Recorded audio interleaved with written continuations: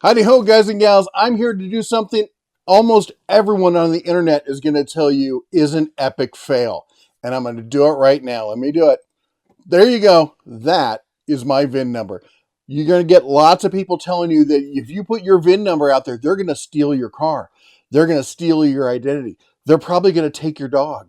They're going to steal your children. I don't know. The world's going to end if you post your VIN number online and people see it. Well, there you go. This is how much I believe that that's just a bunch of FUD, because the VIN number, back in the day, it may be true, but before I get ahead of myself, let's talk about what a VIN number is. So a VIN number is, and if you already know, you can fast forward to the part where we really get into the nitty gritty. But if you don't know, as of 1969, so basically as long as I've been around, you have had to have, at least a vehicle, when they're made, have to have VIN numbers on the vehicle. In fact, they not only have to be on the vehicle, they have to be displayed. At least one of them has to be via the windshield. So you have to be able to look through the windshield and see the VIN number. That is a federal requirement, okay? Now, moving forward on this, there's other places where VIN numbers are located. There's even some secret VIN locations that I'm not going to talk about, where they hide VIN numbers to prevent, in case of auto theft. So allegedly, they don't know where it is. I'm guessing like the chop shops know where all the VIN numbers are at this point. But that said, this is the location that most people know about, right there in the windshield, right in front of the driver. Now, this would have VIN number. This is how you break it down. The first character there is what year the vehicle was, or where the vehicle was built, the country code. Then you got some other numbers. The fourth and eighth is portrait of the vehicle, blah, blah, blah. There's a security number. Basically, it tells you what country it was built in, who made it, what model it is, what year it is, gives you a serial number, and that breaks down if you go put it into a VIN decoder, and here's my VIN, plugged into a Dodge VIN decoder. And you want to look up the VIN decoder for the make you have. Just type in Ford decoder, a Chevy, Porsche VIN decoder. They're different for different makes and models. But if you type it in there, and it's going to tell you a lot of useful information in it. If you're buying a vehicle, 100% you have to do this, because I've seen legitimate dealers just get confused about what it is they think they're selling. I had the last Dodge I bought, they tried to tell me it was a 2018. I ran the VIN and I'm like, yeah, it's a 2017. That helped negotiating on the price just a bit. Anyway, 2014 Ram 3500 four-wheel drive mega cab. You gotta say it, mega cab. Anyway, 160-inch bighorn, yada, yada, yada, yada, standard bed. You can go through it. It'll tell you all sorts of stuff. It'll tell you how much it costs new, $43,000. What the invoice on it, destination charges, the engine that's in it. Go Cummins gang. This country where it was made, Mexico. It'll tell you the curb weight. It'll tell you towing capacity, wheel size. And there's other things you can go on this one, and they're all a little bit different.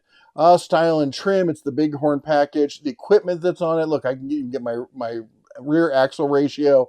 All tip start, trailer wiring harness, HD shock absorbers, all sorts of good stuff. Brake assist and hill hold control. I didn't even know it had that. Dual stage, driver interface. Anyway, you can read all this. In fact, I just gave you my VIN number. You can look it up if you want. That's how sure I am about this. Now, this is what my vehicle actually looks like, and that's what happens when you park in a bad part of town. No, I kid. I was getting the wheels done. It was the first picture I ran across. I needed to show you something, right? So anyway, you'll find online lots of places just telling you the sky is going to fall if you give out your VIN number. Look at this. It should go without saying that anyone willing to steal your physical vehicle identification number can also gain access and steal your identity. They can very easily discover your name, your address, your nationality. My nationality? Your age, etc., all through your VIN number. This is ludicrous at this point, all right? Even the Associated Press is guilty of this. They have this, find a vehicle owner. This article is such a joke. It is sponsored by this company here. And if you read through it, it's like, oh, they could totally find this stuff with your VIN number. Just do a VIN number search. It's better to buy a VIN number search than just use a free one. But at no point or time do they tell you exactly how to do it. It is like, basically, imagine if you bought a cookbook and it said how to bake a cake. And it's like, easy, you just bake a cake. You could buy a cake or you could bake a cake. It's probably better to buy a cake. But at no point does it actually tell you how to bake the cake. And it's terrible. Motor Week, which I love Motor Week, and Pat Goss. I've been watching Pat Goss for decades at this point. Even Pat Goss goes on and says, oh, identity theft is a huge problem. Now they're stealing your VIN number. They could apply for duplicate papers, and those papers can be used on another card. They can get a duplicate title and all that stuff. Have you ever applied for a duplicate title? I live in Montana most of the time. That's where our home residence is Montana. And I love the DMV in Montana. It is so easy. I've been in California. I've lived all over the US. I've dealt with all sorts of DMVs. Nothing has been simpler than California or Montana. It's like going to 7-Eleven. You walk in, you're like, hey, Debbie, how's it going? She's like, hey, Jeff, how you doing? What are you looking for? I give them paper. 5 minutes, 10 minutes later, I'm out of there with plates or papers or whatever I need. I've had to wait. I think the worst, I had to wait 15 minutes because there was like 2 people in line ahead of me. There's no appointments necessary. They have a ticket thing out front that nobody uses because there's never anyone there. Anyway, but you can't just walk in and do this. Anyway, I'm getting ahead of myself. Let's say, so here's what I did. I'm like, fine, I'll pay for a VIN search. I went to Carfax. I use Carfax quite a bit, honestly. Every time I get into the urge to go and buy a vehicle, I'll come down here, and I'm not an affiliate. I don't make any money from this, but I'll buy the 5-car report here for $100. And why? Because I shop around. Here's the last time I got into a car buying urge. I was set that I was going to buy a Honda Genesis with the 5 liters, basically the same engine that's in the Mustang for a sedan. I thought it'd be a great little run around town kind of vehicle for just to leave down here in the Vegas area for when we come down. And you can see I looked at a bunch of them. I thought they were asking too much money for what you get for it, and they were smaller than I thought. Then I started looking at I looked at Mercedes, and then the BMWs, and here's the one I bought, the 740iL BMW. The 99, the same one that what's his name got shot in. Anyway, so but here I pulled my VIN number for my current daily driver, the Ram. And this is it. In fact, I'm going to show you the whole page. This is how sure I am. You can't get any of my personal information. All right. $29,000. That's the retail value. Let's see what trade-in on an 18.8. You've lost your mind. I'm not trading this sucker in. I'm going to be buried in that truck. Here's the Carfax. It tells us the VIN crew pickup 6.7. Oh yeah, diesel rear-wheel drive for all good, no accidents, 1 service record, 2 previous owners. That's misleading because I am the second previous owner that's on here. Types of owners, commercial and personal. Last owned in Montana. That's all right. Last odometer reading, okay. It was purchased originally in 2015. I bought it in 2021. It tells how long they owned it. Tells the state they were in. Estimated miles driven per year. The last reported odometer reading. Let's get no problems here. No problems. No problems. It shows where it was bought. In 2014, it was dealer inventoried or invoiced to Performance Ford, Dodge, Chrysler, Jeep, Ram pardon me if I'm mangling the name of your town, Thule, Utah. And then it was registered in Montana, and it's been registered in Montana ever since. Here's me buying it in 2021. It doesn't say anything about me. It does say that I registered it at Montana Livingston DMV. It does say I had an oil change at Valvoline. Forgive me, I was traveling at the time.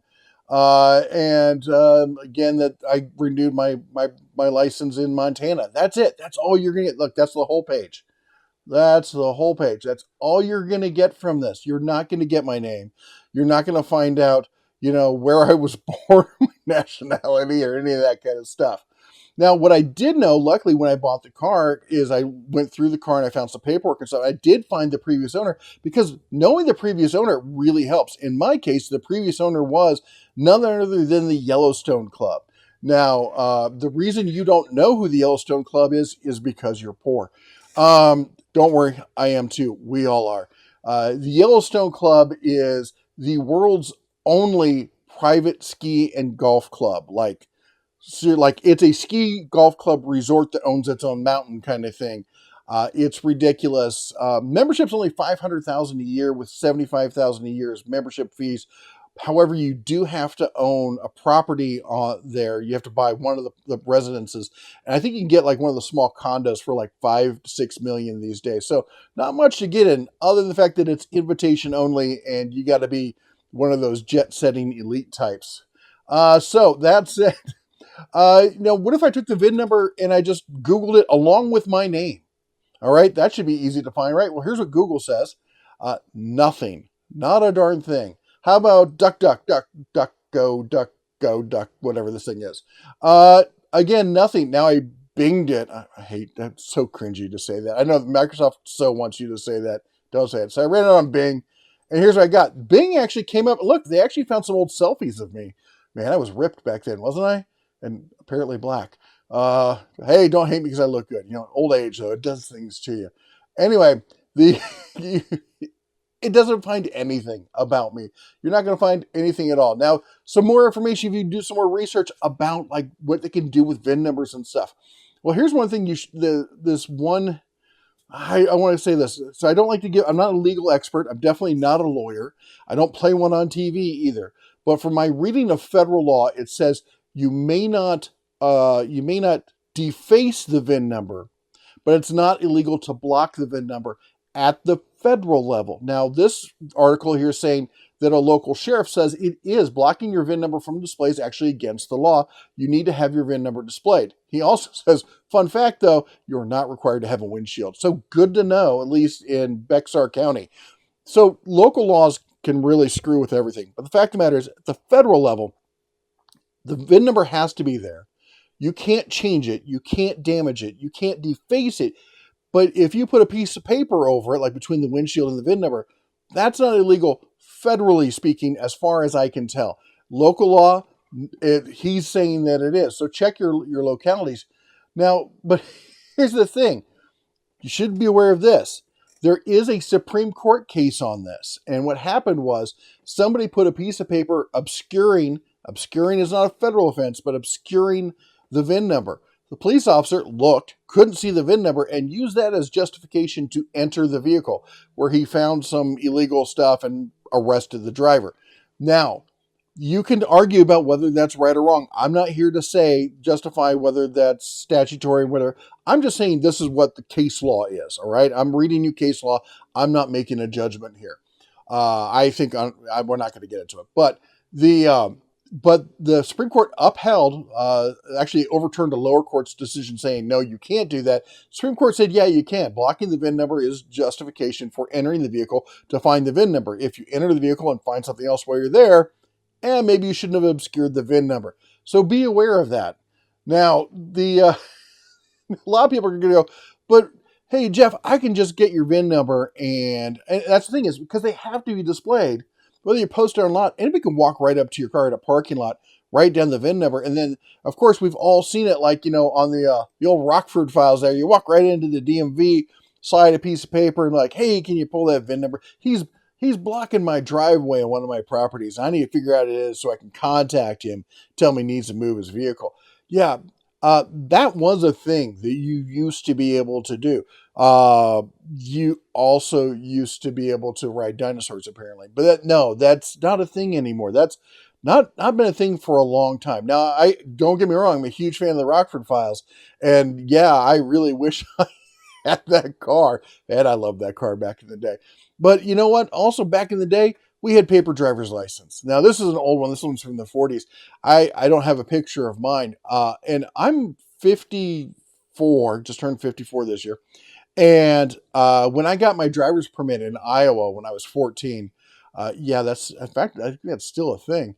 When I got my driver's permit, it was on something that looked almost exactly like that. And that was back in 83. They were still doing paper, at least for permits and stuff like that. But it's not like that anymore. You can't go in and just, type something up. They got computers and holograms and all that kind of stuff. And you can't just walk in and order one. In fact, it's a federal law. 1994, the Driver's Privacy Protection Act, the DPPA, states that now they can't give out that information, and the DMV can get in a lot of trouble.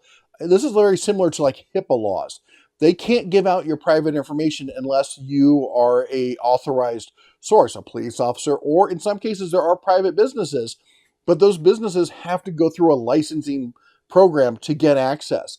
In fact, if you want to sell a car, I don't know, at least in most areas, I don't know if it's a federal thing, but most areas, to get a license to be a car dealer, you have to get fingerprinted and have a background check run so you can get authorization to do stuff like this. So there's a paper trail going as, hey, if something goes missing, they can figure out, oh, here's what happened. And here's why. Because stuff like this can happen, but it's incredibly illegal. And it's not just one person. It's not like, hey, Joe Schmo is going to walk up, get your VIN number, or find my VIN number I just posted, walk to the DMV and get it. What they're going to have to do is they're going to have an accomplice or three to get that. Now, this is a case where a locksmith and a dealer, someone at a dealership, were in cahoots, and they were getting keys and programming them and finding out, like, hey, so-and-so bought this expensive vehicle. I'll order a replacement key, and you can program the key based on the VIN. You get all the information, and we'll lie saying, oh, they totally were here and proved that they own the vehicle. Yeah, and they got easily busted for it. It wasn't hard for them to figure out what was going on. They did it for a little while, but you know what? They got caught. And that's why they do this sort of thing. Now, there are other ways, though, that you should be concerned about. Being concerned about your VIN number out there, it's not private data. They're considered to be public data, like your license plate. And they've enacted this act to keep people from getting private data from that. But one thing you need to be concerned about is this, and that is key fob. I'm looking around for my key fobs. I forgot the wife took off with them. The little fob on your keychain transmits back and forth to the vehicle, especially if you have these no-touch kind of keys, the kind that you can just leave in your pocket, and you walk up to the car and you grab the handle and it goes, oh, it's you, and allows you, and immediately unlocks the vehicle. And you sit down and you just press the start button because it goes, oh, it's you, because the little fob in your pocket is talking back and forth, back and forth, back and forth. And what happens is thieves, using the dark web or whatever to get this kind of illegal equipment. Now, it's hard to see. He's holding up his hands there. What he's got a wire loop antenna that he's holding up that makes it directional going towards the house, and it's reading the key fobs in the house, bringing the signal back, and then he's got a computer there that he then transmits it to the vehicle, and the vehicle goes, oh, it's you, and unlocks. That is actually a serious issue, and a lot of car theft is happening because of that. And it's bizarre to think that thieves are being able to get a hold of that much technology to do stuff like that, but it's out there and it's happening. Now, this is how the relay attack works. Is it you have one person who basically acts as the ear, and if they get close to your house, like if you walk into your house, you set your keys down on like a table or something right next to your door. Well, they get near your door and they read it and they go, oh, okay, that it is. And then they take it to the car and they send it to the car. All right. And I'm just as guilty as that, as everyone else. I've got a little stand right next to my door. I come in, I set my keys, I set my wallet. I always put things, I'm a creature of habit. I put things in the same place. That way I can find them later, unlike my wife. Now, here's how you could prevent that. This is something called a Faraday cage. So basically, this works like a lightning rod. Now, I'm dumbing this down here, but generally, what you're talking about is electromagnetic signals. So they go out like little bits of lightning. They hit the cage first. The cage pulls them in because it's the closest source of contact, pulls them in and then grounds them, and they never make it to the item that's inside. Now, some of you are like, great, I'm going to run out to the garage, grab some chicken wire, I'll make one of these things and put it on the hall table. Good on you. Now, other people are like, I'm going to do that, and the wife's going to look at you and go, no, that thing is not sitting on my hall table. And I totally get that. There are other options. This is one I found that a lot of people use. Now, we got 3,781 ratings on this. And there are some people, though, who were not happy with it. 3% of the people who did review this said it didn't work. Now, what they did, though, is they went and they put their keys in it, they close it up, and then they take the box and they put it right next to the car and go, I could still open the car. This is not because it's got a hinge and opens and looks nice, it's not a complete 100% Faraday cage. You have to have it totally closed. So there's gaps in it. So if you do that, yeah, there's going to be some signal leakage. Instead of a field eliminator, think of it as or signal eliminator, think of it as a signal reducer. And most of them will admit also that, yeah, it greatly reduced the range, but I was still able to get it. Well, that's the case is as long as you're not putting it right up against the glass, because they had to take it, they had to put it, like one guy's like, I had to move it to a specific spot on the door. That's it's significantly 99% reducing the signal. You got to have some reasonable expectations. Either if you don't, then wrap the whole thing in tinfoil and you're done. Or maybe you could line the inside of it with tinfoil. I don't know, that might work as well. But that's it for $14. That's a nice piece of peace of mind. That's some alliteration for you. Anyway, for $14, if you want a bigger one, they've got this one, and this actually comes with some extra little pouches here that are Riffid or Faraday proof or whatever. So you can put them in the pouch, in the box. That should help you out. But a lot of people were complaining the smaller box wasn't big enough for their phones. This one's big enough for your phone. I'm not worried about the phone. The phone's not going to start my car. The keys are what's going to start my car. Put it in the box, close the box. You know where your keys are now. You don't have to worry about losing your keys. Maybe this will help with the missus, because my wife is constantly looking for the keys. Anyway, for $24, nice, neat, tidy, and solves all the problems. Now, if you're still freaked out, here's your solution. You get one of these patches so everyone knows that you're terrified someone's stealing your VIN number. All right, I kid. No, here's my solution. Move to the country. I realize this sounds a lot like, let them eat cake, or that, you should drive a Tesla so you don't have to worry about gas issues. And I get it, and it does. It totally does. But the fact of the matter is that, that was our option, is just getting away from society, because now if somebody wants to steal my car, they have to worry about, lead poisoning. So anyway, that's what I got for you today. You all take care. God bless. And as always, shine on.